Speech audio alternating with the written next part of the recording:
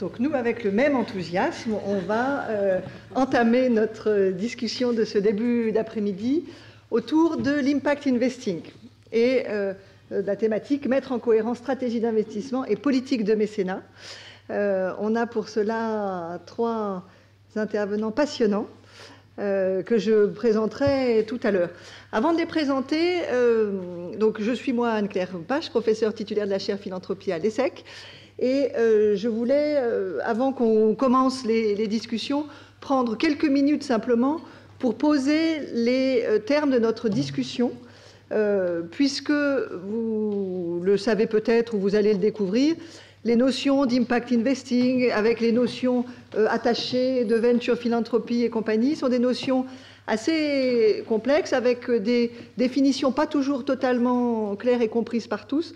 Donc pour qu'on puisse s'engager dans une discussion qui fait sens, il nous semblait important de poser les termes de la discussion. Donc on va commencer simplement par dire, si on s'intéresse à l'impact investing et au rôle qu'il peut jouer pour des acteurs impliqués dans le mécénat, la première question c'est de se dire c'est quoi ? Donc, l'impact investing, qu'on en français qualifie aussi d'investissement à impact, est défini de la manière suivante: un investissement qui allie explicitement et de manière intentionnelle un retour financier et un impact social ou environnemental spécifique et mesurable. Donc, l'élément clé dans cette définition, c'est le retour financier et impact social. Alors, d'où vient la pratique ? Elle est finalement assez récente, hein, puisque c'est une pratique qui a émergé dans les années 50-60 aux États-Unis, qui a été définie et intronisée officiellement par la Rockefeller Foundation en 2007. Donc, on est sur une pratique émergente, récente, sur laquelle on a à la fois beaucoup d'espoir, de projets, d'envie, finalement assez peu de recul, et donc on a beaucoup de chance d'avoir aujourd'hui quelques acteurs qui ont déjà trempé les pieds et essayé, et donc on va pouvoir apprendre beaucoup de ces premières pratiques. Les enjeux, hein, et pourquoi finalement c'est une notion qui est intéressante, c'est une notion qui permet de répondre à un enjeu important, c'est celui de la mobilisation de ressources, de capitaux, pour aider des entreprises sociales à résoudre les problèmes sociaux et environnementaux majeurs de notre époque. Donc, les enjeux de notre époque, ils sont là, vous en avez tous absolument conscience. On a un certain nombre d'acteurs qui, traditionnellement, ont essayé d'y répondre, et dans le passé, on a longtemps considéré que seuls les acteurs à but non lucratif, associatifs, étaient quelque part légitimes aux côtés des acteurs publics pour répondre à ces enjeux sociétaux. Et progressivement, l'idée a émergé pour reconnaître qu'on a besoin de tous les acteurs non-profit associatifs, les acteurs entreprises sociales, entreprises solidaires, et puis les entreprises privées capitalistes, qui, chacune à leur manière, chacune avec leurs forces et leurs ressources, permettaient d'apporter des réponses à ces enjeux. Et donc l'impact investing dans tout ça, c'est une manière de contribuer, d'apporter des ressources à ces organisations, ces entreprises sociales qui ont besoin de ressources pour pouvoir mener à bien leur mission sociale. Si on essaye du coup de positionner l'impact investing, on peut le positionner par rapport à l'investissement classique. Donc l'investissement classique, il se situe dans une logique où l'objectif d'impact n'est pas présent, en tout cas ça ne fait pas partie des objectifs affichés, et en revanche on est dans une logique de maximiser le retour financier. Quand on s'intéresse quand on s'engage dans des actions de philanthropie, j'appelle ça philanthropie classique ici, mais c'est de la philanthropie, on est donc sur du don pur, hein, on prend une somme d'argent, on la donne à des acteurs, et cette somme ne reviendra jamais dans les mains du philanthrope ou du mécène, donc on n'a aucun objectif de retour financier, on a en revanche un objectif de maximisation d'un impact social. Et donc, l'impact investing se situe dans cette case en haut à droite qui combine les deux. Donc, on peut directement aller sur les trois. L'impact investing se situe donc au croisement d'un objectif d'impact social et d'un objectif de retour financier. À l'intérieur de cette grande famille, du coup, de ce qu'on peut appeler l'impact investing, on va retrouver deux types d'approches différentes. Un type d'approche qui est, en beau français, qualifié de impact first. On va être là dans une logique qui vise bien, dans une logique d'investissement, à pouvoir récupérer sa mise à minima. Mais quand on est dans une logique impact first, la priorité, c'est l'impact. Donc on maximise l'impact et on garantit un minimum de retour financier. En général, on essaye de récupérer l'investissement initial, sans nécessairement de retour financier. Dans la logique Finance First, qui fait toujours partie de l'impact investing au sens large, on va être dans une logique un petit peu inversée, où on reste à prioriser la notion de retour financier sur investissement, mais on est bien soucieux d'un retour social, et donc on va, par des métriques et un souci particulier d'impact, un souci de sélection des entreprises dans lesquelles on investit, garder cette double logique de s'intéresser à l'impact social et au retour financier. Donc voilà, de manière extrêmement schématique et simplifiée, là où se positionne l'impact investing dans, on va dire, le panorama des financements au sens large, dont philanthropie mécénat en bas à droite et investissement classique en haut à gauche. Voilà pour, on va dire, les grandes définitions. On peut avancer. Alors, on peut avancer plus globalement. Encore une fois, pour essayer de positionner l'impact investing sur ce spectre, il y a encore une autre. Voilà. Ah non, par contre, il faut revenir. Voilà. Donc là, on est bien dans un continuum, d'où d'ailleurs la difficulté systématique de savoir exactement où on se positionne et comment positionner les notions les unes par rapport aux autres. Si on commence totalement à droite, puisqu'on est ici au Mécène Forum, donc on peut considérer que le domaine dont vous êtes le plus familier est le domaine de la philanthropie, on est là dans une logique de don, c'est-à-dire on donne une somme d'argent à un acteur pour qu'il mène des projets, mène des actions, développe des activités et, à ce titre-là, développe un impact sociétal donné. Donc on est dans une logique où il n'y a aucun retour financier attendu et où on est dans une logique de don. L'impact investing, il se situe sur ce continuum juste après, avec cette idée de pouvoir, comme je l'évoquais, soit prioriser l'impact, soit prioriser le caractère du retour financier, mais dans une logique qui reste s'intéresser à ces deux composantes. On trouve ensuite sur ce spectre la notion d'investissement socialement responsable. Et là, la distinction entre impact investing et investissement socialement responsable, elle est aussi pas toujours simple à adresser. Une manière de distinguer les deux est de dire impact investing va plutôt investir dans des sociétés non cotées, là où investissement socialement responsable va plutôt investir dans des sociétés cotées. Et à l'intérieur de l'investissement responsable, on va trouver différentes manières de procéder, soit ce qui va s'appeler best in class, donc s'intéresser et n'investir que dans des entreprises qui respectent un certain nombre de critères, les critères ESG, donc environnement, social et gouvernance, soit des logiques de screening négatif où on dit j'investis partout, sauf dans des entreprises dont je considère qu'elles ont un comportement négatif, que ce soit parce qu'elles produisent des armes, parce qu'elles vendent de l'alcool ou autre. Et puis ensuite, on va avoir, là aussi de manière très caricaturale et schématique, mais l'investissement classique avec aucun objectif d'impact et aucune prise en compte de critères ESG.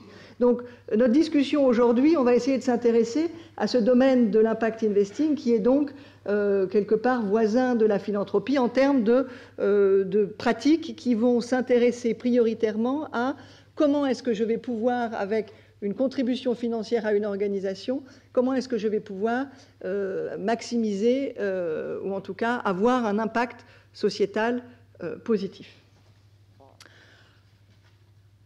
Pour les fondations ou les mécènes au sens large, comment l'impact investing peut être utilisé? Il y a deux grandes manières, en fait, par lesquelles l'impact investing peut être utilisé. La première manière, c'est de se dire, finalement, en tant que fondation, j'ai un capital à gérer et je souhaiterais gérer ce capital et le faire fructifier. Donc il y a une notion de retour financier sur investissement qui est importante.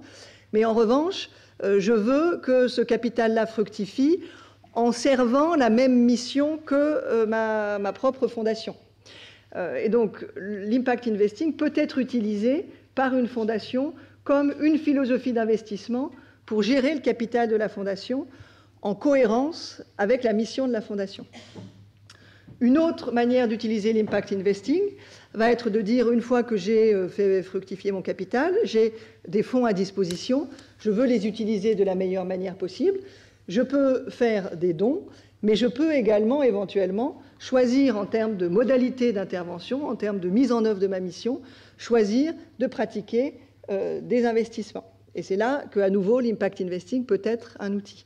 Donc on a pour les acteurs philanthropiques, les mécènes ou les fondations, ces deux manières d'utiliser l'impact investing. Et on va voir là encore une fois, on a des exemples différents parmi nos panélistes.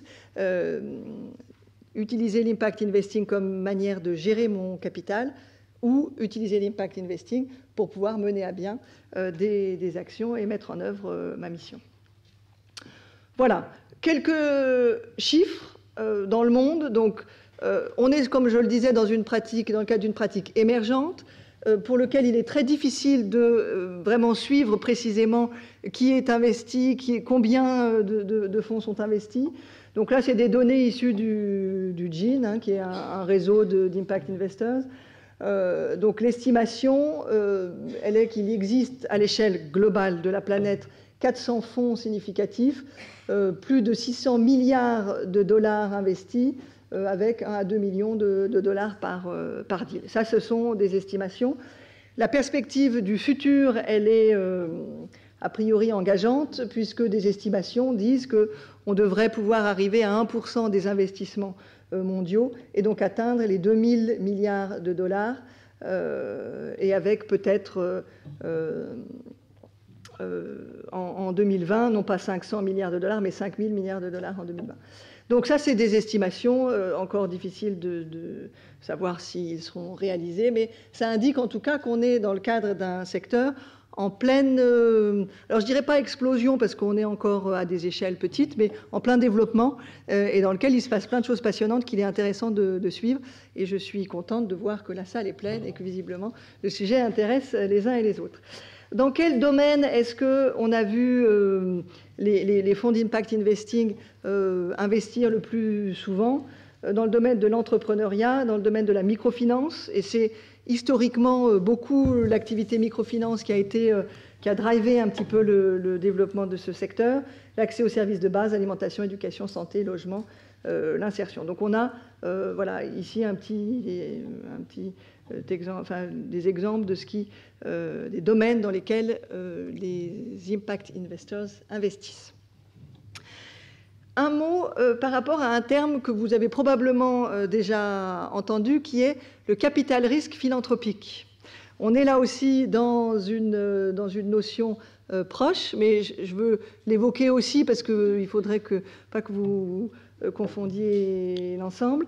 Le capital risque philanthropique, il est, on va dire, un petit peu dans cette même logique, l'idée de s'inspirer des pratiques d'investissement pour faire avancer l'intérêt général. Mais en règle générale, quand on utilise le terme capital risque philanthropique ou venture philanthropy, on reste dans une logique de don. C'est-à-dire on reste dans une logique où les sommes qui sont apportées à l'organisation ou à l'entreprise sont données. L'impact investing, on est dans une logique d'investissement. Donc c'est ce qui va différencier notamment ces deux pratiques dont vous avez probablement tous commencé à entendre parler, mais il est important d'arriver à distinguer les deux, même si les deux on va dire, partagent cette même envie que d'essayer d'accompagner les uns et les autres à maximiser leur impact. Donc ces grands éléments de définition une fois posés, je voudrais qu'on en vienne maintenant au cœur du sujet et qu'on puisse rentrer dans des exemples concrets. Et on a la chance, du coup, d'avoir avec nous 3 acteurs vraiment parmi les pionniers en France de ces pratiques. On a donc Marie-Stéphane Maradex, qui est la déléguée générale de la Fondation Daniel et Nina Carasso, qui est une des plus grosses fondations privées françaises aujourd'hui. Alors Marie-Stéphane, elle travaille dans le domaine de l'intérêt général depuis plus de 5 ans. 30 ans. Voilà, ce n'est pas moi qui l'ai dit. Et elle a été très impliquée dans le domaine du fundraising chez les apprentis d'Auteuil, à l'ESSEC, à Polytechnique. Mais elle a aujourd'hui, donc depuis 2011, cette fonction d'avoir vraiment accompagné une famille dans la construction de sa stratégie philanthropique. Et elle a rencontré l'Impact Investing dans le chemin. Et donc Marie-Stéphane nous expliquera comment. On a également Arnaud de Ménibus. Arnaud de Ménibus, il est aujourd'hui le président exécutif et du directoire de YAM Invest. Il est également président de Time Investors et de Yareal International et de Else. Il a beaucoup de responsabilités. Il a par ailleurs occupé des postes de responsabilité très importantes au sein du groupe Paribas pendant plus d'une vingtaine d'années. Et puis après son départ du groupe Paribas, Arnaud a participé à plusieurs créations ou rachats d'entreprises. Donc autant dire que le monde de l'investissement n'a aucun mystère pour lui, aucun secret pour lui. Et Arnaud a créé en 2009 un fonds de dotation qui s'appelle Entreprendre et plus, dont on pourrait probablement dire qu'il s'agit de venture philanthropie, mais oui. Arnaud nous dira si c'est comme ça qu'il le définit.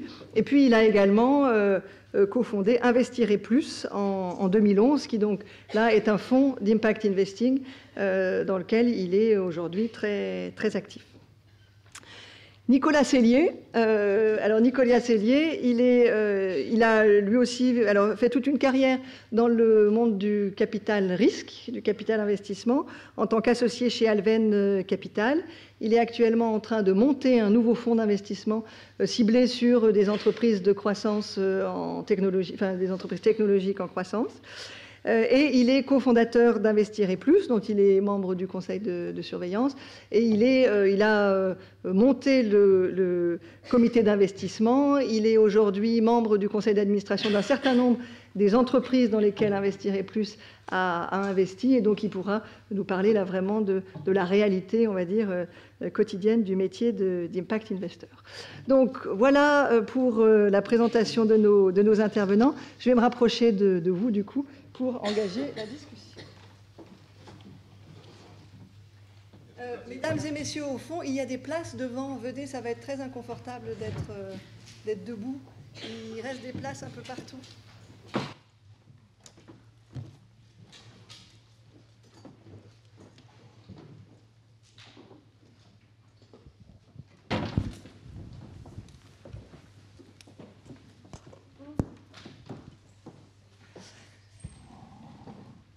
Alors, honneur aux femmes. Je vais commencer avec Marie-Stéphane. Donc, Marie-Stéphane, est-ce que vous pourriez nous expliquer quand et comment la Fondation Carasso s'est posé la question de l'impact investing? Quels ont été finalement quel a été le cheminement de cette démarche? Qu'est-ce qui en a été le déclencheur finalement? Alors, il y a eu deux éléments. Le premier, c'est que comme vous le rappeliez, c'est bien, on se vous voit dans ce genre d'instance, alors qu'on se tutoie tout le temps, mais c'est pas grave. C'est comme à la radio. Lorsque la fondation a été créée, c'est vrai que la famille Carasso Namias m'a demandé de réfléchir à comment bâtir cette fondation. Et dès le départ, bon, je fais comme tout le monde, hein, j'ai beaucoup lu différentes choses. Et c'est vrai que j'avais à cœur que cette fondation soit une fondation dite stratégique, pour reprendre le terme anglo-saxon de Strategic Foundation, donc qui présuppose un certain nombre de choses, dont d'ailleurs beaucoup de choses qui rejoignent le capital risque philanthropique, hein, qui sont assez similaires. Et la question de l'alignement de l'investissement faisait partie, on va dire, des des présupposés de ce genre de démarche. Simplement à l'époque, en 2010, quand la fondation a été créée, nous n'avions pas à l'époque la main sur le capital, puisqu'elle a été créée avec un cas d'impact actionnaire, et en fait on vivait des dividendes des actions de Danone Espagne. Et puis ce pacte a été, était prévu de se lever, donc il a été levé au printemps 2015.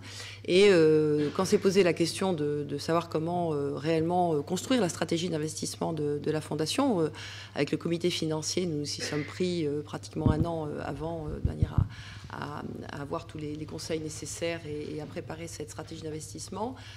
C'était l'occasion idéale pour moi de dire, vous savez que si on veut vraiment être cohérent, et je pense que le mot de cohérence est à la base de cette stratégie, il y a la possibilité de faire... J'ai sorti le mot de l'impact investing, ce qui était tout à fait nouveau au sein de ce comité financier.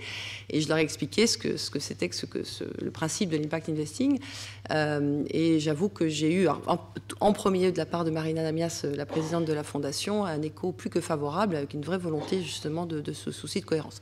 Donc voilà comment s'est fait la rencontre. Après, il a fallu expliquer un petit peu, je ne vais pas dire convaincre, mais expliquer au sein du comité financier, puisque c'était pas très connu, excepté j'ai eu un allié de poids qui était Jean-Pierre Lefranc, directeur financier de la Fondation de France, puisque nous sommes une fondation sous égide, et Jean-Pierre lui-même s'intéressait à ce sujet depuis un moment. Donc à nous deux, on a eu fort de convaincre assez facilement d'ailleurs de réserver donc une poche de 3% de nos investissements donc ce qui représente une dizaine de millions d'euros à peu près, une douzaine sur cette question d'impact investing. Voilà, aujourd'hui, concrètement, pour la Fondation Daniel et Nina Carasso, l'impact investing, c'est une partie de la stratégie d'investissement du capital de la Fondation. Donc, c'est les deux, en fait, c'est les deux aspects que tu as soulevés. C'est-à-dire, c'est à la fois l'objectif. Il y avait un double constat. Il y avait cette volonté très claire d'alignement, ça, et qu'on a d'ailleurs traduit également dans la gestion globale de nos actifs, puisque nous avons une politique ISR pour l'ensemble du capital, avec en particulier, on a rédigé. Alors on a deux conseillers financiers, on en a un pour les actifs globaux, et puis on travaille avec Gaspard Verdier ici présent sur toute la partie impact investing, et avec l'aide de Gaspard et donc d'Amadeus aussi, on a donc rédigé une charte des investissements. Donc ça, c'est pour l'ensemble de notre portefeuille, mais dans lequel on rejoint très clairement une stratégie ISR, best in class, exclusion, etc. Plus quelque chose qui a été très contraint, un petit peu contraignant, on va dire, pour nos gestionnaires, puisqu'on a signé l'initiative d'Ivest Invest. Donc nous avons décarboner notre portefeuille. Peut-être préciser ce que c'est. Oui, alors c'est une initiative qui a été lancée au départ aux États-Unis, aussi pas mal sur les campus américains, et qui visait à ce qu'un certain nombre d'institutionnels retirent leurs investissements des énergies fossiles. Donc à partir d'une liste établie de 200 les plus gros émetteurs d'énergie fossile dans le monde. Et donc les institutions, quand je dis institutions, ça peut rejoindre aussi bien des États souverains que des grandes universités, que bien sûr des fondations, que des grandes entreprises qui donc décident de ne pas investir dans cette liste de 200 noms, voire plus, parce que dans cette liste ne comprend pas un certain nombre d'émetteurs de plus petite taille, type les entreprises de gaz de schiste aux États-Unis. Et on a également l'engagement d'investir un minimum de 5% de nos actifs dans des solutions pour lutter contre le changement climatique. Donc nous sommes très clairement, à travers notre charte d'investissement, dans ce mouvement-là. Donc on a fait la première étape, qui était de sortir. Alors on n'avait pas grand-chose, puisque comme on démarrait nos stratégies, mais enfin il a quand même fallu le faire. Je crois qu'on a retiré 5 millions, il me semble. Donc on a sorti, et puis maintenant on est dans cette phase de petit à petit on va construire un portefeuille pour ces 5%. Donc ça c'est pour la stratégie globale, et puis donc pour la stratégie d'impact investing. Alors là on est sur des choses, enfin on pourrait y revenir après. Mais oui, alors du coup tu peux, alors je passe au-dessus, tant pis. Ouais. Sur les 3% du coup oui.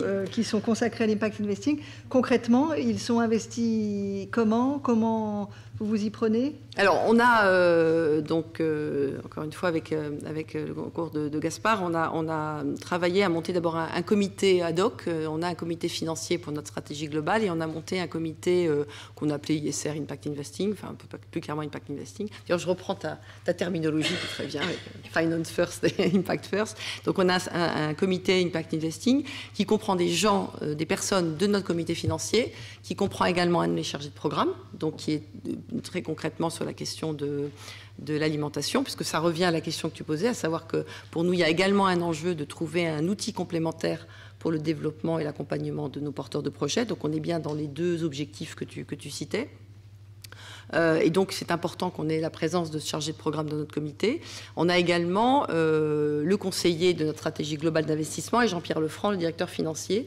Et ce comité ISR est présidé par notre présidente Marina Namias. Ce qui nous permet vraiment d'avoir un continuum et de montrer que cette poche est vraiment un vecteur assez stratégique de la cohérence de la Fondation. Donc ce comité, parce que c'est une décision qui est relativement récente, hein, donc on est en train de mettre en place les choses, on apprend. Et donc on a voté au départ, comme on a voulu apprendre également de nos pairs, de ceux qui sont très en avance, on a fait un premier investissement d'abord dans un fonds de private equity, donc là on est plutôt finance first, mais qui est uniquement, qui investit uniquement dans des solutions justement visant à lutter contre le changement climatique ou tout ce qui est durabilité, donc qui s'appelle Alter Equity. Et ensuite on a fait une prise de participation dans le nouveau fonds créé par Fitrust Partenaires Europe.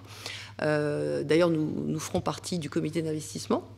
Mais là, on est encore, on le voit bien, dans je dirais un alignement un petit peu plus global sur le champ de l'impact investing. Or, notre souhait pour la marche suivante, dans laquelle on travaille actuellement, on a encore eu des décisions qu'on a prises récemment, c'est vraiment de l'alignement également avec nos thématiques. Parce que j'ai oublié de les préciser, on a deux grandes thématiques, une autour de l'alimentation durable.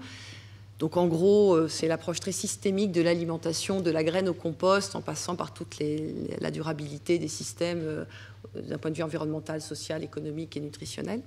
Et donc l'idée maintenant, c'est vraiment d'investir à la fois dans le champ plus particulièrement de l'alimentation durable et également, encore une fois, le champ de la lutte contre le changement climatique. Donc typiquement, là, on va creuser des opportunités d'investissement dans de la pêche durable, dans de l'agroforesterie, voilà, ce genre de choses. Et on n'exclut pas du tout, puisque nous, notre impact, il est plutôt, je dirais, avant tout environnemental, mais pas que, il peut être aussi social, mais il y a la notion environnementale qui est importante. On n'exclut pas également d'investir dans ce que j'appelle des food tech, donc c'est-à-dire des entreprises qui pourraient relever tout à fait du champ du for profit, on va dire, mais qui apportent, ou on estime, elles apportent des solutions concrètes pour anticiper les systèmes alimentaires d'avenir, donc pour la nourriture de demain, respectueuse de la planète et des hommes, etc. Voilà, donc c'est un spectre assez large. Donc ça, on voit bien du coup comment l'impact investing est utilisé sur la partie voilà, gestion de votre capital. Quid du coup de l'utilisation de l'impact investing sur la partie programme et opération? Alors ça, je dirais, c'est la troisième fusée, l'étage plutôt de la fusée. Pour nous maintenant, l'enjeu, puisqu'on le voit bien dans ce qu'on a fait, jusqu'à présent, on est allé vers des fonds existants, des fonds structurés, on est dans un fonds énergie renouvelable, etc. Ce qu'on souhaiterait maintenant, effectivement, c'est d'être plus impactant sur les projets qu'on accompagne à partir du levier du don, comme toute fondation c'est la mission principale. Alors pour ce faire, on a déjà identifié un certain nombre de partenaires qui se développent sur ces modèles un peu hybrides qu'on trouve de plus en plus dans l'économie sociale et solidaire et qui peuvent bien entendu avoir des besoins de compléments avec un levier plutôt ou de bilan, enfin des dettes, etc. Et qu'on pourrait aider. Alors comme on n'a pas la latitude, nous, de pouvoir les accompagner en direct, parce que même si je crois la Fondation de France pourrait potentiellement ou juridiquement le faire, il n'y a pas les équipes en place pour le faire, on va réfléchir à trouver un partenaire qui puisse nous aider et éventuellement à monter un fonds, une poche qui serait en propre avec l'argent de la Fondation, de manière à pouvoir là faire vraiment du sur-mesure et de proposer à nos partenaires qu'on aide par ailleurs dans le mécénat de passer par ce filtre-là, de manière à ce qu'on puisse les aider sur un autre type d'outils financiers. Donc ça, c'est une stratégie dont on est en train de dessiner les contours, mais qui est très clairement l'objectif qu'on souhaite, de manière à pouvoir activer cet autre objectif, d'avoir, comme je dis souvent, une fondation, c'est souvent une boîte à outils. On a différents types d'outils. En tout cas, celui-là, c'est très clairement un outil qu'on souhaite développer.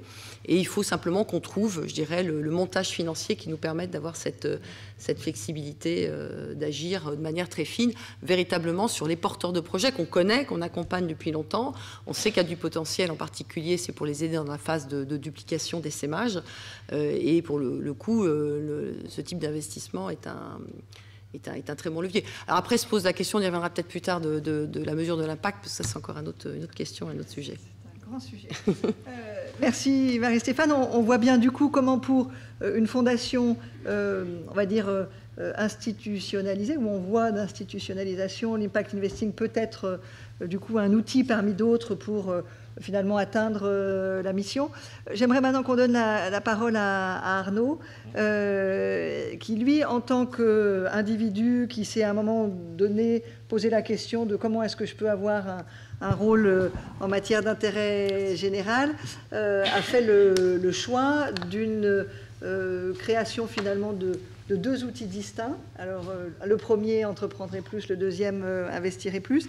J'ai deux questions, du coup, Arnaud, pour toi. La première, c'est comment, avec la carrière que tu as eue, comment et quand s'est posé la question de s'engager dans, on va dire, l'intérêt général au sens large? Ça, c'est ma première question. Et puis, la deuxième question, c'est pourquoi avoir choisi de développer ces deux outils, finalement? Quel est le rôle de l'un par rapport à l'autre et quelle est la philosophie derrière? Très bien. Alors, la première question, c'est comment et quand. Comment et quand, c'est quand on a la chance de pouvoir réfléchir sur ce qu'on a eu la chance de pouvoir faire dans sa vie. Et de se poser quelquefois la question de dire mais pourquoi j'en suis arrivé là, pourquoi est-ce qu'il m'est arrivé toutes ces bonnes choses. Et quand on cherche profondément ça, on ne trouve pas de réponse parce qu'en général, ça vous est venu par la naissance, ça vous est venu par la chance, ça vous est venu par plein de choses. Et donc la question n'est pas pourquoi ces bonnes choses me sont arrivées, c'est pas parce que je suis génial, si je suis génial, c'est pas ma faute. Et donc la question, c'est qu'est-ce que je fais? La seule vraie question, c'est qu'est-ce que je fais de ça? Et donc moi, cette question, après avoir eu des succès dans mes entreprises et dans la reprise d'entreprise que j'avais faite entre les années 97 et 2007, après avoir quitté la banque, ça a été de dire je fais quoi de ça? Et donc très naturellement, c'était la philanthropie qui était la première démarche. C'est comment est-ce que je peux être utile et comment est-ce que je peux mettre ce que j'ai la chance de pouvoir recevoir, comment je peux mettre au service des autres et aider effectivement ceux qui n'ont pas eu cette chance. Et on sait que le fil du rasoir, voilà, on passe d'un côté, on est de l'autre. Le succès, c'est très près de l'échec. Et donc voilà, ça a été ça. Et en 2009, je me suis dit que j'émiettais un petit peu trop ce que je faisais, que j'aidais à droite, que je aidais à gauche, que je répondais aux sollicitations, etc. Et puis je me suis dit, bon, voilà, il faut aller plus loin. C'est très bien de donner de l'argent, mais c'est bien de réfléchir sur ce qu'on pourrait faire en plus. Et donc je suis allé vers une philanthropie active qui consiste à aider d'autres entrepreneurs, car si j'ai réussi, c'est largement par la capacité que j'ai de bâtir, d'entreprendre. Et donc aider d'autres entrepreneurs qui ont beaucoup plus de mérite et qui sont ceux qui s'engagent d'abord pour les autres. Et donc qui mettent d'abord leur impact, l'impact social, leur projet effectivement pour la société, pour l'environnement, qui mettent leur projet effectivement comme but numéro 1 de leur action et de leur vie professionnelle. Et donc ces entrepreneurs-là, moi je les respecte beaucoup plus profondément que ceux qui ont eu la chance de pouvoir entreprendre avec beaucoup d'aide. Ils ont moins d'aide que les autres. Et donc, mon idée, c'était ça. C'était voilà, devenons un philanthrope pour les entrepreneurs sociaux. Ça donne de la cohérence parce que c'est ce que... Je suis un entrepreneur, donc je peux les comprendre. Puis je peux les aider. Ce n'est pas simplement financièrement, mais je peux essayer d'aider.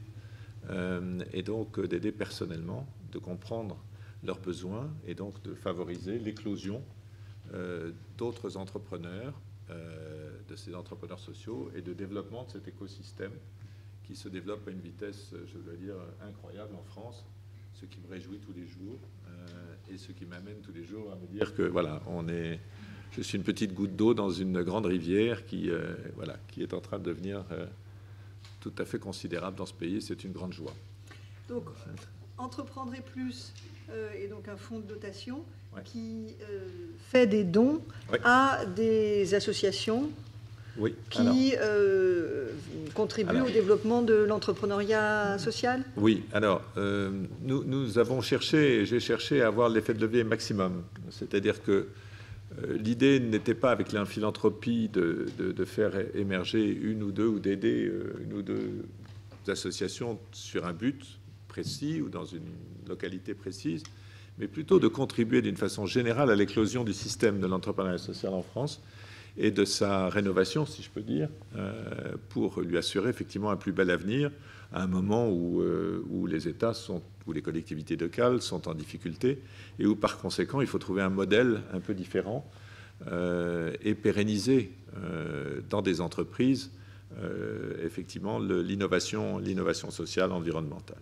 Et donc l'idée, avec Entreprendre Plus, c'est plus de favoriser l'émergence de vocations d'entrepreneurs sociaux en donnant à des jeunes, par exemple les jeunes qui font du service civique, ou à des gens moins jeunes qui sortent des études ou qui ont galéré pendant quelques années parce qu'ils n'ont pas fait d'études, leur donner effectivement la possibilité d'entreprendre et d'entreprendre de la façon la plus gratifiante, celle qui fait le bonheur des autres, d'entreprendre différemment. Donc je suis essentiellement sur l'écosystème et mes moyens ne sont pas tels que je puisse en même temps soutenir une multitude d'entreprises sociales individuelles qui sont toutes certainement aussi belles les unes que les autres, mais je n'ai pas les moyens de tout faire. Donc j'ai voulu essayer de contribuer au développement de cet écosystème, des vocations, et donner confiance à des jeunes ou à des moins jeunes, des gens qui sont moins heureux, effectivement, qui ne sont pas très heureux dans le parcours de l'entreprise classique et qui ont envie de redonner un nouveau sens à leur vie professionnelle et qui donc ont envie de devenir des intrapreneurs, c'est-à-dire d'entreprendre dans un impact, avec la recherche d'un impact social au sein de leur entreprise. Alors ça, c'était donc en 2009.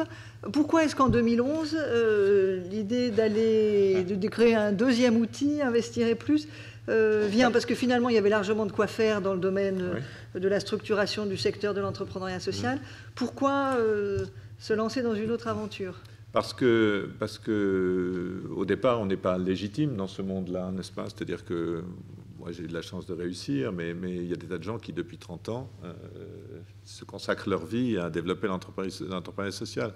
Donc, je ne voulais surtout pas rentrer dans quelque chose où je n'étais pas vraiment utile. C'est-à-dire que j'ai regardé ce qui existait et j'ai essayé de voir ce qui manquait. Et une des choses qui nous est apparue avec d'autres, au moment où j'en ai parlé à quelques amis, du réseau Ashoka ou d'autres notamment, une des choses qui nous a paru le plus manquer, c'était effectivement la possibilité pour de belles associations, de belles entreprises sociales, effectivement, de se développer, d'essaimer et d'avoir les moyens de se pérenniser. Et donc l'idée, ça a été effectivement de créer un fonds d'impact investing pour permettre de donner à des entreprises sociales ayant déjà un bon business model et un bon impact, leur donner les moyens d'essaimer, de se développer. Et pour ça, c'est une nouvelle forme de philanthropie, je veux dire, mais ça n'est plus de la philanthropie puisqu'on va aller chercher effectivement à démultiplier l'argent que l'on est capable de donner, qu'un individu est capable de donner. Si je donne, avec les moyens que j'ai, la situation de patrimoine que j'ai, si je donne 100 en dons, en philanthropie, j'abandonne définitivement ces 100. Mais si j'ai la chance de pouvoir donc ne pas avoir besoin de revenus pendant 10 ans de ma vie professionnelle, ou avant la transmission de mon patrimoine à mes enfants en partie, si j'ai la chance de pouvoir renoncer effectivement aux revenus et qu'on me rend le capital que je prête à long terme, ou que j'investis dans l'entreprise en capital social, en capital, si j'ai la chance de pouvoir retrouver ce capital un jour, avec un petit peu plus ou un petit peu moins seulement, eh bien, ce n'est pas 100 que je peux donner, comme on le donne en philanthropie, c'est peut-être 1500. Et donc, il fallait faire l'expérience, effectivement, avec la rigueur de l'approche d'investisseur, faire l'expérience et la preuve que des gens généreux pouvaient, effectivement, alors qu'ils travaillent encore, qu'ils n'ont pas besoin de revenus, qu'ils pouvaient, effectivement, mettre leur argent au travail, leur capital au travail, pour permettre à des entreprises sociales de qualité d'essaimer, de se développer et de grandir et de se pérenniser. Est-ce que dans la logique, l'idée a été de dire, ben tiens, une fois que j'ai finalement fait émerger ces entrepreneurs sociaux au travers d'Entreprendre et Plus, est-ce que je crée l'outil qui me permet d'investir dans les entreprises sociales que j'ai contribué à créer? Tu es allé jusque-là dans l'imbrication entre les deux oui, je pense que on est au debout de la chaîne. C'est-à-dire que dans Entreprendre et Plus, qui est encore une fois un fonds de dotation purement philanthropique, c'est d'assurer le démarrage d'un projet en pariant sur un homme et sur une vision et essayer effectivement de faire de ça émerger une entreprise. Et pour ça, il n'y a qu'une méthode, c'est de donner l'argent, parce qu'on est à risque totalement. Donc c'est ce que tu appelles le capital risque philanthropique. Donc ça, c'est le tout début du début. Et puis, à l'autre bout de la chaîne, avec Investir et Plus, c'est consolider des entreprises qui ont fait leurs preuves. Mais entre-temps, c'est vrai qu'il manque encore des outils et on n'a pas encore complètement trouvé la voie d'accompagnement pour permettre effectivement, lorsque le projet est devenu une jeune entreprise, d'arriver entre les deux à devenir une entreprise mature qui peut essaimer. Et là, il y a encore un peu de manque. Donc, oui, il y avait bien l'idée de contribuer, comme je pouvais, avec logique, je pense, aux deux bouts de la chaîne. Entre les deux, je n'ai pas encore réussi à trouver ce qu'il fallait qu'on fasse. Dans quelques années, il y aura un troisième outil. Je pense qu'on doit... Non, je ne pense pas qu'il faut qu'on fasse, nous, un troisième outil. Il faut que tous ensemble, on multiplie effectivement les incubateurs, les formations, les incubateurs qui permettent effectivement d'accompagner d'une façon intelligente les entrepreneurs sociaux pour leur permettre effectivement de faire définitivement leurs preuves et de pouvoir après ça réclamer de l'argent ou proposer à des fonds d'impact investing d'investir à leur côté. Donc je crois qu'il faut qu'on s'y mette tous. Il faut démultiplier effectivement les incubateurs. Ils peuvent être dans des incubateurs classiques comme dans des incubateurs spécifiques à l'entrepreneuriat social. Et je pense qu'il faut qu'on fasse ça et qu'on travaille beaucoup là-dessus. Et puis, il y a du coaching. Alors, dans Entreprendre et Plus, comme dans Investir et Plus, ce n'est pas simplement donner de l'argent, c'est accompagner avec des chefs d'entreprise que nous sommes, chez Entreprendre et Plus, nous accompagnons les porteurs de projets dans leurs premiers pas. Et on les accompagne sur plusieurs années, financièrement, donc 3 ans, financièrement, et aussi avec un coach. Voilà. Et puis après ça, on va rentrer, on demandera encore beaucoup plus. On demandera à Nicolas qui nous raconte les opérations d'Entreprendre et Plus. Avant d'Investir et Plus, pardon. Cette homonymie, de temps en temps, nous joue des tours. Facile. On s'en excuse pour vous. Mais en même temps, c'était le et plus qui nous paraissait essentiel, donc on a voulu le donner à d'autres. Ça fait beaucoup de sens, mais effectivement, il faut se concentrer. Comment on s'y prend pour créer un fonds d'impact investing? Parce que j'imagine qu'une fois qu'on a l'envie, c'est une chose, mais entre l'envie et la réalité, comment... D'abord, on le fait à plusieurs, parce qu'on a la chance de trouver des gens plus jeunes qui ont toute une volonté, un engagement qui est beaucoup plus rapide que le nôtre, de notre génération. Et on s'entoure effectivement de talents. On parle avec d'autres gens de notre génération ou des gens de notre génération. Et on s'assemble et on se regroupe tous ensemble. Et dès le lendemain de la création d'Investir et Plus, d'ailleurs, lorsqu'on l'a fait avec Nicolas nous a présenté un autre fonds, l'Impact Investing. Et on s'est dit qu'on était très complémentaires, qu'on cherchait le même objectif, qu'on était très complémentaires. On a décidé de fusionner. Donc il n'y a pas d'ego dans notre affaire, il n'y a pas de pouvoir, il n'y a pas de volonté de revendiquer la première place. Non. On s'est dit non, voilà, puisqu'on partage un peu l'ADN d'être des dirigeants d'entreprise ou des chefs d'entreprise, puisque notre volonté, c'est d'investir pour développer effectivement des entreprises sociales, et bien fusionnons. Voilà. Et donc, on s'est vite retrouvé effectivement avec plus de coachs, plus de compétences autour de la table et plus d'argent. Voilà. Et donc, on y a mis tous un peu de notre argent à mesure de nos moyens et des choses que nous pouvons faire à droite ou à gauche. Et c'est ce qu'on a fait. Voilà. C'est ce qu'on a fait. Super. Donc, Alors... Entreprendre plus a été l'incubateur d'Investir plus, si on peut dire. Voilà. Donc on va maintenant pouvoir se tourner vers Nicolas. Donc Nicolas, toi tu as donc une longue carrière de capital risqueur. Donc le fait d'investir dans des entreprises, c'est quelque chose que tu sais bien faire. Pourquoi, je vais poser un peu la même question qu'Arnaud, pourquoi est-ce qu'à un moment donné, tu t'es dit, ben, tiens, je vais consacrer du temps, des ressources financières, mon expertise à une activité dans le domaine de l'impact investing? Et puis ensuite, j'aimerais que tu nous racontes comment au quotidien, enfin comment fonctionne Investir et plus, quels ont été les investissements qui ont été menés, etc. On a eu un parcours assez différent pour arriver à la même conclusion avec Arnaud, et c'est là-dessus qu'on s'est retrouvés. Moi, j'étais associé d'un fonds de capital risque. Un fonds de capital risque, c'est un fonds qui investit dans des jeunes startups technologiques ou des startups Internet.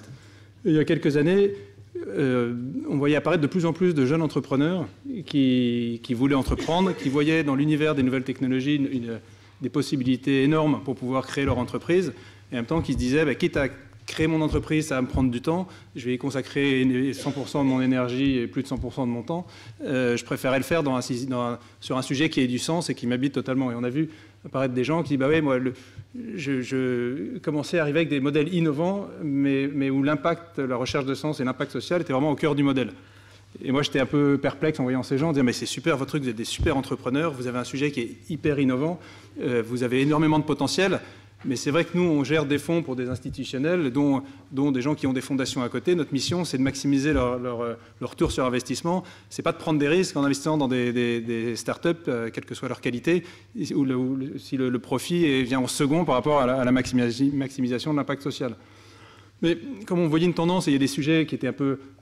parmi les exemples, il y avait un type qui était venu nous voir et qui vendait sur des avatars sur Facebook, qui étaient des arbres, et à chaque fois qui est un réseau social sous forme d'arbre, et à chaque fois que vous achetiez un arbre virtuel sur Facebook, il y avait quelqu'un, une association au Niger, qui plantait un arbre pour la reforestation du Niger. On avait des gens comme La Ruche qui dit oui, qui a inventé une nouvelle façon de mettre tout en créant de l'emploi, de raccourcir les circuits dans la distribution de produits alimentaires, des gens qui étaient vraiment habités, qui ont une vision. Et en tant que financement de l'innovation, on disait, tiens, il y a le truc qui peut exploser.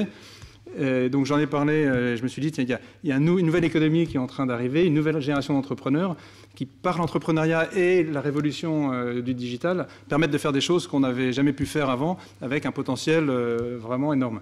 Et donc j'ai été voir mes associés, on allait lever un fonds, le fonds Al24 à l'époque, qui était un fonds un peu plus de 100 millions d'euros à investir dans les startups. J'ai dit, tiens, j'ai une super idée, on vend un Al24, on va proposer à nos investisseurs d'investir un petit montant de quelques centaines de milliers d'euros pour avoir un fonds de 5 millions d'euros qui sera dédié à ça, qui commencera à investir dans des startups à impact. Et là, mes associés m'ont dit, ouais, c'est une très bonne idée, mais tu sais, business, social, si on commence à mélanger, les gens vont être perdus. Donc, écoute, si tu veux faire ça, OK pour que tu le fasses le dimanche, mais ça nous gêne un peu de mélanger les deux, ça envoie un message pas clair au marché. Et du coup, comme c'était intelligent et qu'ils ont dit, mais si tu veux, on est OK pour que tu passes un peu de temps à réfléchir au projet, comme ça te tient à cœur, un peu de temps sur ta vie professionnelle en semaine pour préparer ce projet, et puis on verra si on y investit.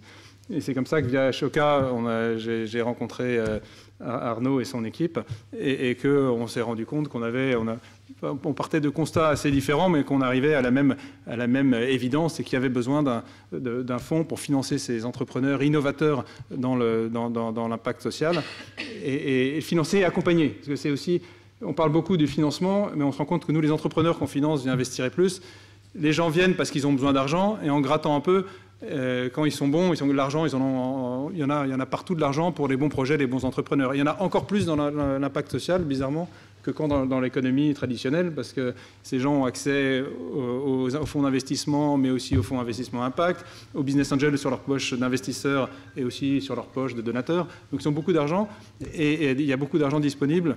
Et en revanche, ce qu'ils venaient vraiment chercher auprès d'Investir et plus, c'est un accompagnement, c'est des entrepreneurs, c'est des gens qui étaient prêts à passer du temps pour essayer de les mettre sur des bons rails, notamment dans cette phase de démarrage où des gens peu expérimentés arrivent dans des phases très difficiles, où il faut établir un business model, trouver des clients, recruter.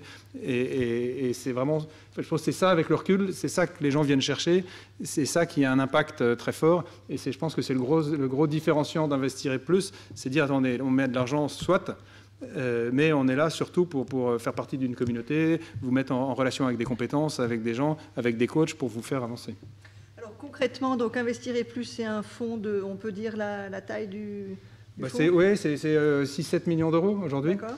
Et donc, Investir et Plus fait toute une étape d'analyse d'un certain nombre d'entreprises dans lesquelles potentiellement investir. Oui, tout à fait. Alors, Investir et Plus, d'ailleurs, il manque un incubateur. Il y a on a été incubé quand même par Entreprendre et Plus, qui a donné à la fois du temps de ses salariés, des locaux au début, donc il a joué cette notion d'incubateur. Donc tu vois, elle n'est pas si absente de l'écosystème qu'Arnaud le dit, puisqu'il a lui-même fait de l'incubation sans le savoir.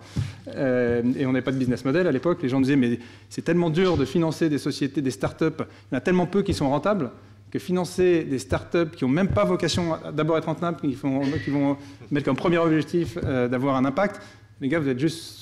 Ça ne marchera jamais, quoi. C'est une ineptie, votre truc.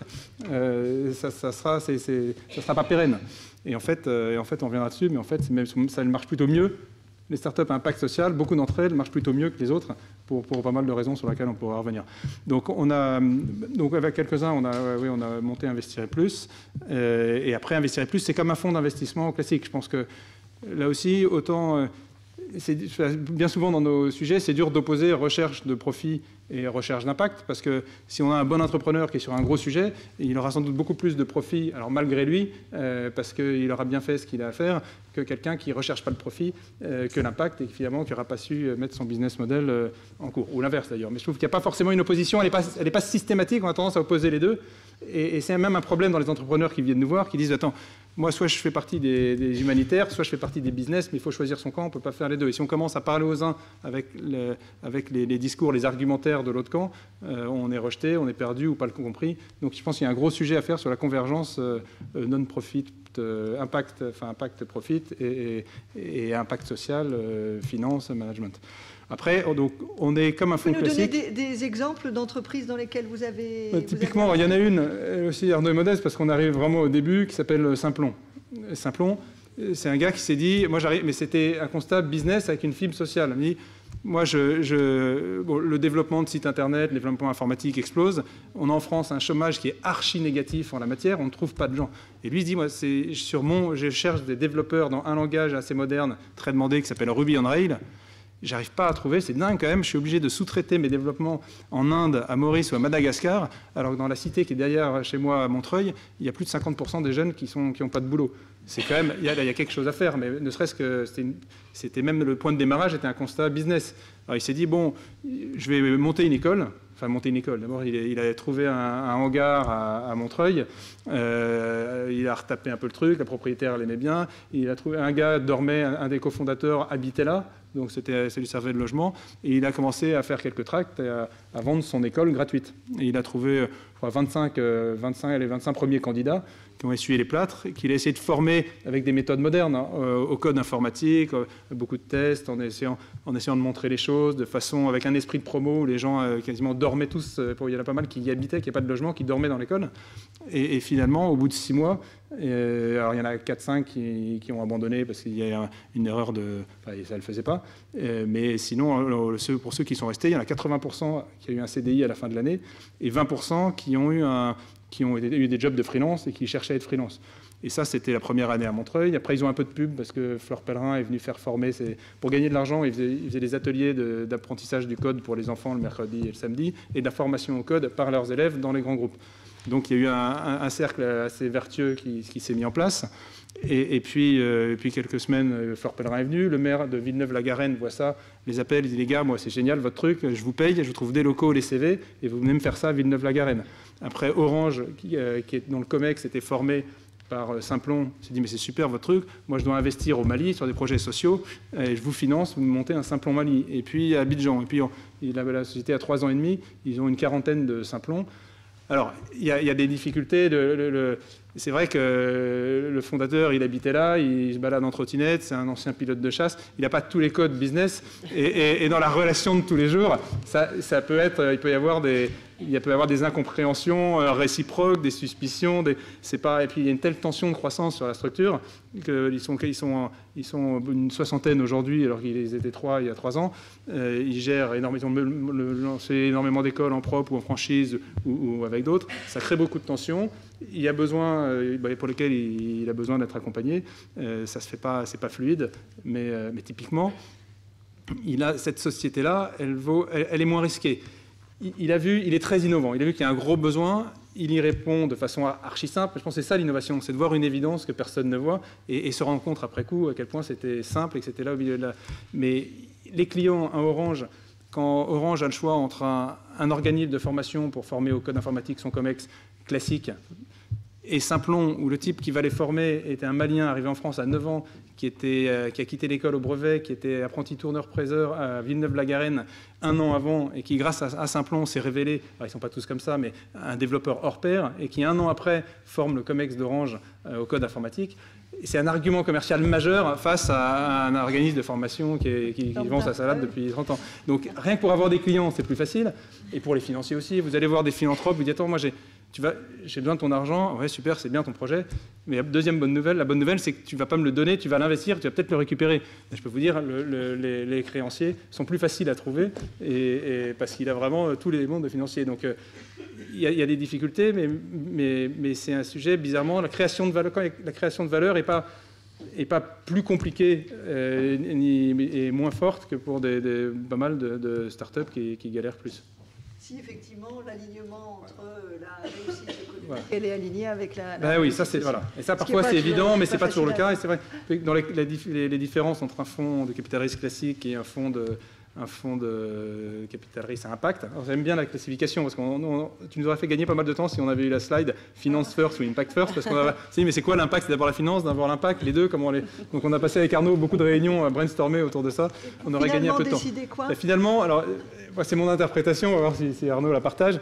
Mais finalement, il y a des gens qui vont faire de l'impact sans le savoir, et nous on s'est concentré, on a dit le cœur de l'impact, c'est la vocation de l'entrepreneur. Nous, on va financer des gens dont le souci, la recherche d'impact est vraiment au cœur des priorités que veut mettre en œuvre l'entrepreneur. Et il y a des gens qui, surtout dans le médical, il y a des gens qui peuvent... il y a des centres d'accueil de jour ou de cliniques d'accueil de jour pour malades Alzheimer, etc. Et qui marchent très bien, ou des centres dans des accessoires, des prothèses médicales qui marchaient très bien et qui a un vrai impact social.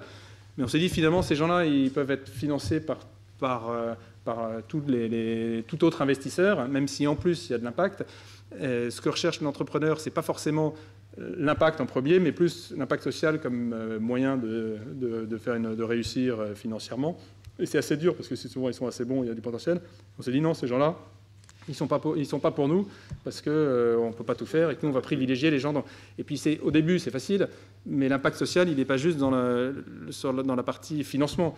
Après, et c'est un peu une deuxième complication, c'est que pendant toute la période d'accompagnement, en tant que dirigeant, en tant qu'administrateur, membre du comité du conseil d'administration, il faut arbitrer les décisions en fonction, est-ce que là, je décide en fonction de la pérennité financière ou en fonction de la maximisation de l'impact. Et c'est là où je trouve la difficulté, c'est au quotidien d'arbitrer sur les grandes décisions entre impact social ou financier. Et quand on revend les sociétés, typiquement investirait plus, on dit nous, plus on vendra les sociétés chères, mieux ça sera, parce qu'on pourra financer d'autres sociétés, on aura plus d'argent pour financer d'autres entrepreneurs sociaux. Et en même temps, on se dit, bah oui, mais est-ce que notre souci premier, ça ne doit pas être s'assurer que l'impact social sera maintenu et maximisé par l'entrepreneur, par le repreneur. Et là, dans les deux cas, on a un impact social, mais selon où on met le curseur, le cheminement, la vie de l'entreprise et de l'entrepreneur sera très différente. Du coup, on touche une question qui est très compliquée et qui doit être dans la tête à la fois des 3 personnes sur la scène et de la tête de beaucoup d'entre vous. Quand on parle d'essayer de maximiser ou d'optimiser l'impact social, ça veut forcément dire quelque part être capable de le mesurer ou de l'approximer, parce qu'on sait bien que la mesure en tant que telle, elle n'est jamais réellement possible. Chez Investir et Plus, on s'y prend comment pour dire, voilà la manière dont on prend Simplon. Vous avez des indicateurs? Oui, alors on en a, là aussi, ça fait partie sur ce sujet, on a eu beaucoup d'huile de cerveau pour réfléchir comment mesurer l'impact, le KPI, en faire un reporting. Et donc, nous, il y a 2 choses. Un, on met dans les packs d'actionnaires, quand on investit, ou même dans les statuts, on met comme la recherche de maximisation de l'impact comme condition de notre présence. Et on dit, si vous voulez mener une autre vie et abandonner cet impact ou le rendre second, pas de problème, mais dans ce cas-là, il faudra nous sortir parce que ça se fera sans nous. Après, c'est vrai qu'on n'a pas... Chaque société à son activité. Dans chaque activité, l'impact propre à chaque société sera différent. Chez Simplon, typiquement, il y a une mesure sur les gens qui ont été formés, les gens formés en chômeurs longue durée, les emplois après, les écoles de Simplon créées. Tout ça fait partie du reporting qu'on demande et qu'on regarde chaque mois. Enfin, après, il y a deux types d'impact social. Il y a l'impact social qui est propre au business model des entrepreneuriats sociaux. Là, Simplon, c'est clairement la formation. Et après, il y a les impacts sociaux internes, mais qui sont partagés avec toutes les autres entreprises. C'est les impacts d'écart type de salaire, de redistribution de la valeur, de recrutement, de parité, de diversité. Et ça, qu'on peut mettre en place partout. Là aussi, on a le souci, mais on ne les a pas encore bien définis parce qu'ils dépendent beaucoup du type de métier que vous avez et de la capacité à recruter. Donc on a ça à cœur, mais on le suit, mais de façon un peu plus légère. Super. J'aimerais maintenant vous interroger un petit peu tous les trois sur les difficultés. Là, on a présenté globalement l'ambition et les grandes réussites, on va dire. Au quotidien, c'est sûrement... vous avez certainement dû rencontrer un certain nombre d'obstacles, faire face à des difficultés, y trouver des réponses ou pas d'ailleurs. Imaginons que dans la salle, des personnes se posent la question de s'engager dans la démarche. Quels seraient globalement les conseils que vous donneriez ou les écueils que vous voudriez pointer pour aider les uns et les autres qui se posent la question éventuellement de s'engager, que ce soit dans le cadre d'une fondation ou dans le cadre éventuellement de la création d'un fonds en propre. Marie-Stéphane, peut-être tu veux partager ton expérience en la Alors moi, matière. j'ai aucun conseil à donner, je suis plutôt en recherche de conseils. Et pour moi, je pense que le plus gros écueil, c'est celui dont on parle, c'est la mesure de l'impact, parce que moi, je le vis au niveau de la fondation déjà, puisqu'on est sur les mêmes questions. Enfin, je veux dire, on parle de mesure de l'impact, qu'on fasse du don et maintenant de l'investissement, et je me rends compte en vous écoutant, enfin, c'est reprendre la terminologie éséquienne, mais entre les résultats et l'impact, on ne parle pas forcément de la même chose. Tout à fait. Et que finalement, ce qu'on mesure, c'est plus du résultat que de l'impact. Et on en est là. Et pourtant, on parle de mesure de l'impact. Donc moi, c'est un vrai souci. Alors, je le vis plutôt dans mon expérience au niveau de la partie plus philanthropique, pas encore celle de l'investissement. Nous, on est à un stade où on teste depuis 2 ans et demi maintenant différents types de modèles pour voir dans des domaines très particuliers, justement. Je raconte toujours que quand j'ai été recrutée, on me parlait sans arrêt de KPIs. Je disais, vous savez, dans le secteur social ou culturel, bon, outre que le terme n'est pas très connu, c'est pas forcément facile parce qu'on est sur un champ qui est quand même assez particulier. Je suis très contente que ces mots ne deviennent plus des gros mots et qu'on y soit, mais je dis toujours, il faut être modeste, il faut expérimenter, KPI, etc. Key Performance Indicators, voilà, enfin des indicateurs, on va dire. Voilà, donc simplement, il faut rester moderne. En tout cas, moi, je suis toujours dans un côté très laboratoire à la Fondation. On l'expérimente sur la partie don, mais finalement, c'est les mêmes structures auxquelles on va s'adresser. Et donc, je suis très preneuse, justement, de tout ce que je vais vivre en tant que nouvelle investisseuse dans ces domaines-là. Bon, je sais que Fitrust est très outillé à l'antériorité, donc je vais être très curieuse de voir quels sont leurs modèles. Après, nous, on a une particularité, c'est que c'est vrai qu'on va, je pense, faire beaucoup de nos investissements dans tout ce qui est chaîne de valeur de l'alimentation durable et qu'on s'est posé la question, y compris pour la partie importante du portefeuille, de justement les indicateurs de performance qu'on pouvait mettre sur ce type de secteur qui est assez particulier et qui était aussi dans notre réflexion de dire est-ce que dans notre portefeuille général on met des garde-fous, des exclusions en fonction de quoi. Et c'est très compliqué parce que dans l'alimentation c'est très systémique et donc à partir du moment où vous voulez dire bah tiens on ne veut pas un tel ou pas un tel, vous avez toute la chaîne et alors là votre portefeuille il dégringole hyper pratiquement un tiers de sa valeur. Donc vous ne pouvez pas faire ça. Mais ceci étant dit, c'est un grand chantier pour nous. Alors il se trouve qu'on a peut-être l'occasion de travailler avec quelqu'un qu'on connaît bien, qui est à l'université d'Oxford et qui va travailler sur ces questions. On envoie Gaspard en éclaireur à Londres là bientôt. Et justement, ce serait donc une belle université qui se penche sur ces questions-là. Donc tout ça, c'est lié, parce que finalement, quand on connaîtra mieux également le secteur dans lequel on veut investir, la notion d'indicateur va nous permettre aussi d'affiner ce qu'on recherche. Il y a aussi tout un enjeu autour des compétences, parce qu'on est quand même, quand on est professionnel de la philanthropie, on est professionnel du don, on est professionnel des enjeux sociétaux qu'on comprend, dont on comprend là aussi la chaîne de valeur, la théorie du changement, etc., qui n'implique pas nécessairement des compétences en matière d'investissement, en matière de... Il faut savoir bien s'entourer, c'est le meilleur conseil que je puisse donner. C'est quand même une compétence assez ouais. différente, même si elle est complémentaire à beaucoup de regards. Tout à fait. Non, il faut savoir bien s'entourer. Je pense que l'idée qu'on avait dès le départ d'abord d'avoir une gouvernance aussi ad hoc pour légitimer la démarche, et cette gouvernance étant totalement imbriquée, vous l'aurez compris, dans la gouvernance générale, de fait d'avoir finalement, on a maintenant deux conseillers financiers, mais qui travaillent, qui collaborent ensemble, et je suis ravie que le conseiller de la poche globale soit également dans le comité à impact et collabore avec Gaspard. Donc tout ça fait que voilà, on avance de concert. Mais effectivement, moi je ne suis pas une financière et je découvre le sujet. Arnaud ? C'est pas si compliqué. Merci. Je rassure, si je peux rassurer, tout à fait rassuré d'ailleurs. Vous entourez bien, mais c'est pas si compliqué. Au fond, c'est juger de la capacité d'un porteur de projet, d'un chef d'entreprise et d'une équipe, entreprise sociale, c'est juger de ses vraies capacités. Donc de son vrai engagement. Hein, donc est-ce que c'est vraiment quelqu'un, comme l'a disait très très bien donc Nicolas, est-ce que c'est quelqu'un qui véritablement porte l'objet social en lui et la recherche d'impact social en lui? Et deuxièmement, est-ce que c'est quelqu'un qui est capable de porter son projet, c'est-à-dire qui est capable de l'amener loin et d'avoir les qualités nécessaires pour effectivement le porter, en général pas seul, en général avec une équipe.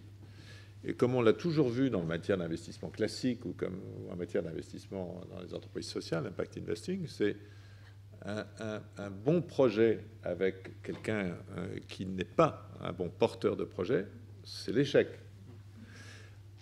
Un porteur de projet de qualité qui n'a pas nécessairement le bon business model peut réussir sous la condition d'être bien accompagné, d'écouter, lui, d'être bien accompagné et de se remettre en cause, et à condition qu'il ait l'énergie pour le faire, la modestie et l'énergie pour le faire.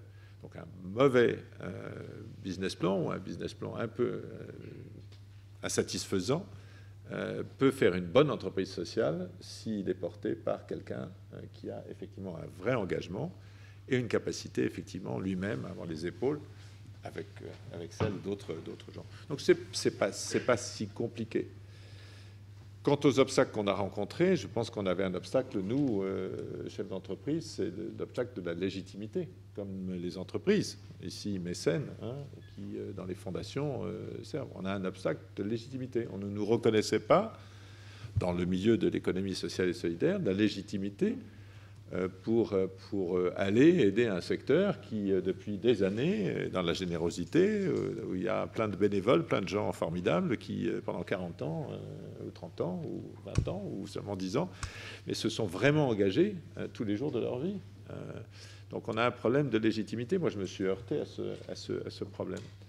Donc face à ça, il n'y a qu'une chose à faire, c'est de voir quels sont les trous dans la raquette sur lesquels on peut peut-être travailler un tout petit peu, modestement, et essayer d'être utile, d'apporter quelque chose de plus. Et puis, c'est son authenticité.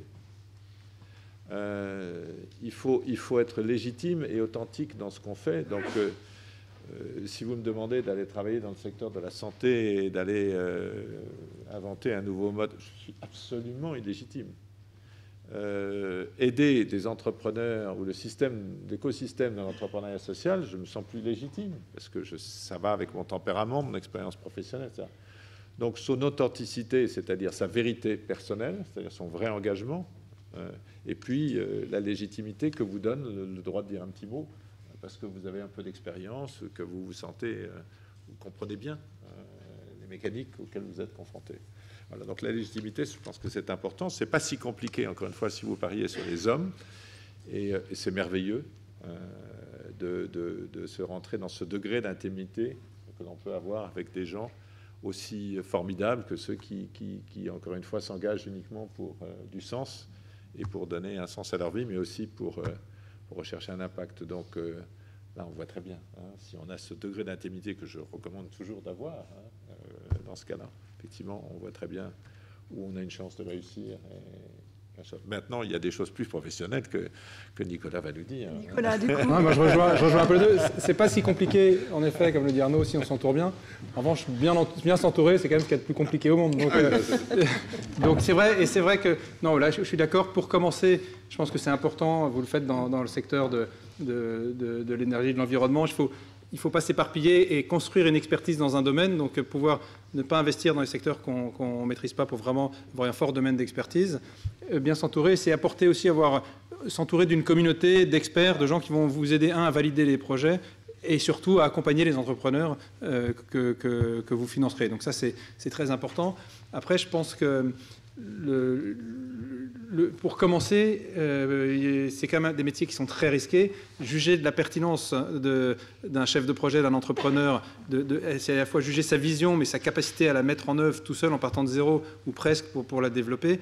C'est très difficile. Il y a quelques personnes qui ont cette intuition des gens, mais il faut quand même avoir un sacré flair, ils sont assez rares. Et sinon, ça vient beaucoup avec l'expérience, à force d'avoir passé des années à financer les bons, les moins bons, des bons en pensant qu'ils n'étaient pas trop bons, des moins pas trop bons qui ont été bons. On arrive au moins à éviter les cas critiques et à gagner un peu en intelligence.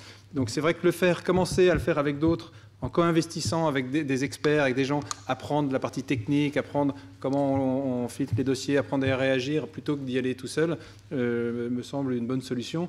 Sachant que, et ça rejoint un peu l'investissement classique, il y a beaucoup, nous on prend quand même une prise de risque.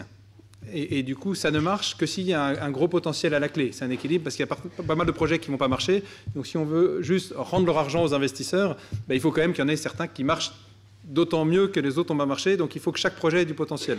Et du coup, je pense que chaque porteur de projet, souvent c'est plus facile d'aller voir un investisseur que d'aller se creuser la tête. Comment je peux rentabiliser mon business model pour que la valeur que j'apporte soit forte et que je puisse trouver une façon de la pérenniser. Ça peut être très compliqué. Il faut aller voir les clients, se prendre des revers, dire je vais faire un business plan et aller voir les investisseurs qui sont très nombreux. Ça peut être la solution de facilité et c'est pas forcément ce qui marche le mieux. Je pense qu'il y a plein d'entrepreneurs qui font très bien, mais qui n'ont pas le potentiel suffisant pour pouvoir faire marcher l'équation économique d'investisseurs. Et donc, et ça, c'est un peu la leçon de quelques années d'investissement, c'est de voir les gens dire non, mais votre truc, il est super, mais c'est pas, vous n'avez pas un profil à aller accueillir à votre capital des investisseurs, sinon vous allez partir sur un malentendu. Lui, il va vouloir que vous ayez plus de potentiel, va vous faire accélérer, et puis vous risquez de sortir de votre élément de confiance ou de dérailler, ou du coup de faire échouer là où seul vous aurez réussi, vous allez échouer parce que vous allez avoir un investisseur qui nécessairement va vouloir à minima récupérer sa mise, donc vous mettre de la pression pour ça. Donc je pense que chaque projet n'est pas fait pour avoir un investissement et pour avoir un investisseur, et l'investisseur doit faire attention à ne pas investir dans des projets qui sont pas faits pour ça, qui ne sont pas faits pour avoir une espèce de boost de cocaïne, d'accélération, qui va un peu comme une Formule 1, qui va l'accélérer et lui permettre de prendre tout son potentiel. Donc mon meilleur conseil, oui, c'est pour commencer, faites-le avec des gens qui co-investissez avec des gens en qui vous avez confiance, qui ont une expertise et une expérience pour apprendre, et puis au bout de quelques mois ou quelques années, vous lancez en direct. C'est très frustrant parce que j'aurais des tas d'autres questions à vous poser, mais on s'approche de l'heure de la fin. Comme on a commencé en retard, on m'a dit qu'on avait un peu de liberté pour encore 10 minutes, donc pour pouvoir prendre des questions de la salle. Alors il y a une question, il y en a deux là-bas. Juste dire un mot pour Anne-Mickaël avant de vous passer le micro. Vous aurez compris que on a eu une table ronde ce matin sur entrepreneuriat et mécénat. Cet après-midi, on parle d'impact investing. C'est un sujet qui pour nous est très important. On explore beaucoup en ce moment la question de la finance solidaire. Là, vous aviez de beaux exemples de fondations philanthropes individus autour de la table. Sachez que c'est aussi des questions que les entreprises mécènes commencent à se poser. On a fait intervenir Schneider Electric à notre lab le 7 avril dernier.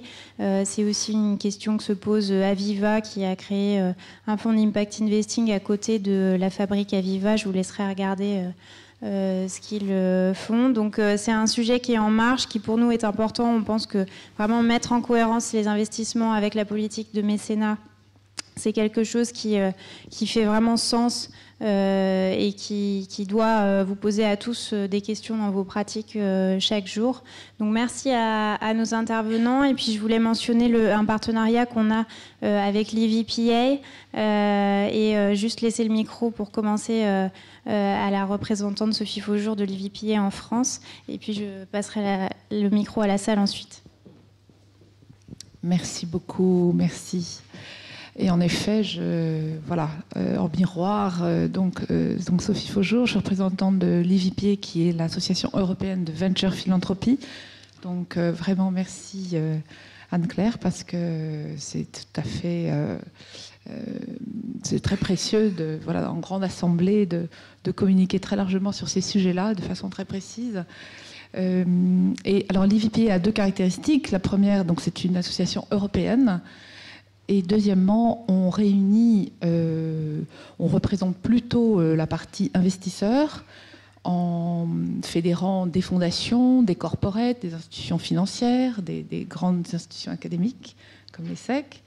Donc moi j'avais une question pour les panélistes sur cette grande famille des corporates. On voit que la France n'est pas du tout en reste et a développé des initiatives très innovantes avec des fonds d'impact investing qui travaillent main dans la main avec des fondations de grands corporates français. Je pense, je ne peux pas tous les citer, mais Danone, Renault, AXA, Schneider, Engie, etc.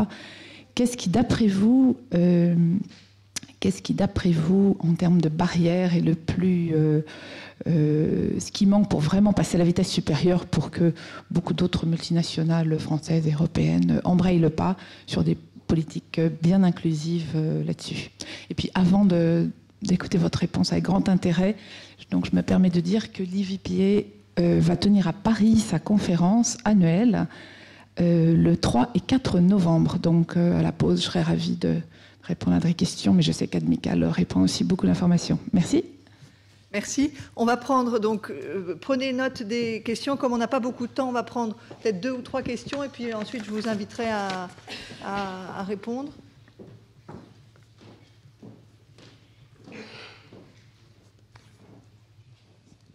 Bonjour, Bruno Belliot du Conseil départemental du Val-de-Marne. Alors, ce sont en fait 2 remarques et j'aimerais avoir l'avis de nos panélistes.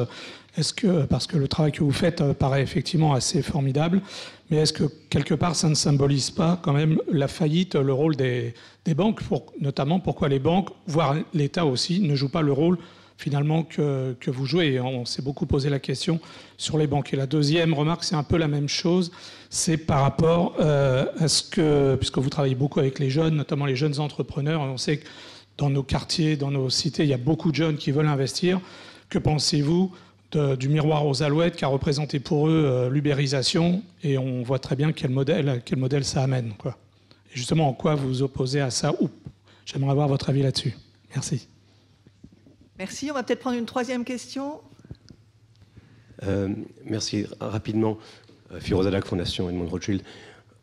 Comment peut-on aujourd'hui dépasser ce débat, effectivement, qui ne cesse de se poursuivre entre Impact First et Finance First, sachant que l'Impact Investment, on en parle en France, mais on en a déjà parlé avant aux États-Unis ou à Londres, qu'on en parle également beaucoup dans les pays en voie de développement, ce qui touche notamment des questions de nutrition, me semble-t-il, Marie-Stéphane.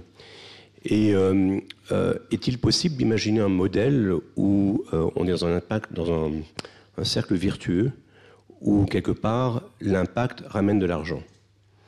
On voit notamment dans l'univers justement de la nutrition, de la nourriture, que la Fondation Carasso connaît beaucoup mieux que nous, où les nouveaux modèles économiques aujourd'hui qui se développent sont des modèles, quelque part, qui répondent, me semble-t-il, à des demandes, je parle de la partie consommateur, pas de la partie producteur, qui s'inscrit dans une tendance qu'on voit peut-être plus dans les pays anglo-saxons qu'en France, et qui, en même temps, effectivement, permettent à terme à des actionnaires de faire de l'argent. Donc la question qu'on se pose, et quelque part, Carasso Rothschild, c'est un peu le même combat pour l'instant. On réfléchit, nous aussi, comme vous, sur comment allouer une partie de nos portefeuilles sur ces questions-là, mais on va plus loin, on se dit, par exemple, en Suisse, on parle beaucoup du cas de Unilever, par exemple, qui a effectivement été une grosse société qui, de plus en plus, a pris position sur ces sujets. Unilever fait de l'argent pour ses actionnaires. Est-ce qu'on s'interdirait, nous, d'investir chez eux, ou est-ce qu'on s'interdirait d'investir sur des sociétés qui sont en train, quelque part, de regarder, qui, à terme, seront rachetées par Unilever et dont l'actionnaire fera de l'argent. Et donc, par définition, nous aussi. Donc, et peut-être que là, justement, je crois, bon, Anne-Claire connaît effectivement mon regard par moments un peu critique sur la France, où ces deux économies sont très séparées, l'économie sociale et solidaire d'un côté, l'économie classique de l'autre. J'ai parfois l'impression, dans les pays anglo-saxons, notamment à Londres, on parle plus de social business. Il y a même tout un cadre légal qui permet beaucoup plus ce type de financement hybride. Donc voilà, je suis à dessein de nouveau polémique, et merci pour vos réponses. Merci. Alors je vais attribuer les questions pour qu'on puisse gérer ça dans les temps. Alors peut-être une première, je vais donner 2 questions à Arnaud du fait de son rôle à la fois dans le monde bancaire et puis de sa présence dans des grands groupes. Comment faire se développer les pratiques d'impact investing dans les entreprises? Et puis est-ce que finalement le développement de l'impact investing n'est pas quelque part le reflet de la faillite des banques? Quelle réaction par rapport à ça? Je ne crois pas que les banques feraient faillite parce qu'elles feraient trop d'impact investing. Non, mais si elles faisaient bien leur travail... Faillite, non, j'entends. Je rebondissais pour rire. Oui, je pense que les banques devraient effectivement donc privilégier parfois ceux qui s'attaquent aux problèmes les plus prégnants et ceux qui concernent le plus grand nombre de personnes, en sélectionnant les entreprises dont elles assurent le financement. Maintenant, c'est un métier extrêmement difficile que d'être métier de banquier, donc je ne fais évidemment aucun... D'ailleurs, je n'ai jamais été vraiment parlé banquier. Hein. Je suis encore pire que ça, j'ai été un financier, donc je ne suis pas quelqu'un qui prêtait de l'argent, mais qui plutôt l'investissait, ou qui s'occupait d'investir celui des clients. Donc c'était autre chose. Mais... Donc, je pense que le monde bancaire, le monde financier en général, devra venir à reconnaître que les bonnes entreprises sont celles qui servent effectivement les clients les plus nombreux, c'est-à-dire à la fois des clients qui ont les moyens de payer, mais aussi ceux qui n'ont pas les moyens, effectivement, de s'offrir les mêmes services. Et donc, ces entreprises, celles qui seront les plus performantes, sont celles qui sauront mettre leur savoir-faire non seulement au service de ceux qui payent, mais aussi trouver des formes de services et donner du savoir-faire et des produits, créer des produits pour le plus grand nombre. Une boîte comme Essilor est intéressante parce qu'elle fait des lunettes d'un côté très sophistiqué ou des verres très sophistiqués, mais elle participe aussi à des actions dans certains pays en voie de développement où elle crée effectivement donc, des verres dont la sophistication n'est pas grande, mais qui résolvent 80% ou 75% des problèmes de vue de la population. Donc il y a à faire dans les entreprises pour effectivement permettre de donner au plus grand nombre l'accès à des produits qui résolvent vraiment des problèmes de santé, des problèmes divers et variés sociaux. Alors, le rôle des banques, c'est de soutenir ces entreprises, y compris lorsqu'elles ont des projets de cette nature, où on remplace effectivement la marge unitaire par une marge globale sur un nombre plus important, effectivement, de clients. Donc, je pense que les entreprises bancaires sont suffisamment conscientes de ça pour s'en rendre compte. Aujourd'hui, c'est vrai que ce n'est pas elles qui ont initié toute une série de démarches de cette nature. C'est plus par l'hybridation, effectivement, des entreprises, je crois, c'est-à-dire de l'intérieur, qu'on arrivera effectivement à développer ces modèles. Et les banques suivront, parce qu'elles suivent quand on réussit. Voilà. Souvent, elles ont moins d'appétit pour le risque initial. Voilà. pas mon tour de répondre, mais c'est vrai que l'accompagnement est clé. Et je pense que ce n'est pas le métier d'une banque d'accompagner en premier lieu les entrepreneurs. Donc, ne pas attendre ça de son banquier ou de l'État me semble avoir du sens. Et après, je pense que c'est vrai que les banques essaient de se moderniser. Elles comprennent qu'il y a une nouvelle génération d'entrepreneurs qui est en train d'émerger. Elles doivent se positionner. Mais je ne suis pas sûr que, quand bien même elles le feraient, que les banques et l'État soient les plus à même d'accompagner les entrepreneurs sociaux. Parce que je pense encore une fois, ce qu'ils ont besoin, c'est de réseaux, de compétences professionnelles, de mentoring, plus avant le financement. Nicolas, pendant que tu as la parole, est-ce que tu veux réagir aux propos de Firo sur la nécessité finalement de dépasser cette distinction Impact First, Finance First et finalement, est-ce qu'on est capable pour chaque problématique sociale et chaque business model de trouver une manière de mettre en synergie le social et l'économie? Oui, mais je pense qu'elle est un peu culturelle chez nous. C'est vrai dans l'économie française, il y a quand même il y a deux blocs culturellement qui s'opposent. Je pense qu'on a une chance inouïe de les réconcilier grâce à la nouvelle génération qui, eux, ne se demandent pas si gagner de l'argent, c'est sale ou si, au contraire, ils ne conçoivent pas d'avoir une vie entière, ou moins en moins, autour de la recherche financière. Donc, chez les jeunes générations, moi, je suis frappé chez les stagiaires. Ils disent, mais attends, moi, je suis unifié, je ne veux pas bosser comme un dingue jusqu'à 3 h du mat pour me faire de l'argent, m'éclater en boîte comme un dingue et aller faire du social le dimanche. Caricature. Mais pourquoi pas faire tout en un, quoi? Pourquoi pas avoir un travail qui a du sens, que je fais raisonnablement, ou en même temps j'en profite pour me remplir socialement et avoir des amis et m'enrichir socialement. Je pense je pense que si on parle autant des sujets d'entrepreneuriat sociaux aujourd'hui, je pense aussi qu'on arrive, elle est portée par la génération économie collaborative. Alors elle peut être collaborative ou pas. Dans le cas, c'est l'autre question. Dans le cas, est-ce que c'est Uber ou est-ce que c'est la ruche qui dit oui ou Blablacar? C'est des cas qui sont différents. Mais je pense que ces jeunes, sans caricaturer, ces gens de l'économie digitale qui est habitué, dans lequel le monde va trop vite et Internet permet de collaborer. Tous ces nouveaux développeurs de logiciels qui s'appellent l'open source et du logiciel libre, où les gens, les développeurs participent à la création de logiciels sans être rémunérés et s'épanouissent dans la collaboration. Et ce qui fait qu'ensemble, ils arrivent finalement à avoir beaucoup plus d'impact que chacun dans son côté. Et ça tombe bien parce qu'Internet, qui est gratuit, qui est social dans son essence, permet de faire des choses ensemble sans en tirer un profit à court terme. Donc je pense que c'est en train de converger. Les gens sans caricaturer encore, des associations voient que mettre un peu de management par objectif, de recherche de performance, de mesure de la performance, de définition de quels sont mes objectifs pour les 3 prochains mois, qu'est-ce que j'ai fait, est-ce que je les ai faits, pourquoi je n'ai pas réussi, et se poser des questions, ça met les entreprises sociales sous tension et c'est bon. Et à l'inverse, dire à l'économie, alors c'est encore un peu caricatural, mais dire attends, vous aurez de valeur pérenne à long terme que si vous regardez un peu au-delà de vos indicateurs de profit pour vos salariés, pour vos clients, et que vous allez chercher plus loin, et que c'est pas parce que vous rechercherez à avoir un impact social positif autour de vous, mais là je pense que je peux être dans une assemblée de convaincus que vous créerez moins de valeur. La seule chose, c'est chercher moins la valeur immédiate, et si vous cherchez à faire les choses dans le long terme, les deux cultures convergent. Et après, le deuxième point, après je vous laisse la parole, mais le point des corporates, vous avez raison, les corporates ont beaucoup de bonne volonté, je vais être très rapide. Je pense que beaucoup de corporates raisonnent un peu en vase clos, et le jour où ils font comme Danone, dire moi, je n'arriverai que si je travaille avec d'autres, si moi Danone, je travaille un peu avec Nestlé, avec Carrefour, et que chacun, on ne va pas rechercher à rentabiliser en com ou par d'autres sujets nos efforts, mais qu'on abandonne un peu au profit du bien commun en acceptant qu'on a besoin les uns des autres pour travailler, je pense que ça serait un énorme pas en termes d'impact et de puissance dans ces sujets sociaux. Stéphane, tu veux rajouter quelque chose? La petite lancée sur l'aspect plus nutritionnel. À question complexe, réponse qui n'est pas forcément très simple.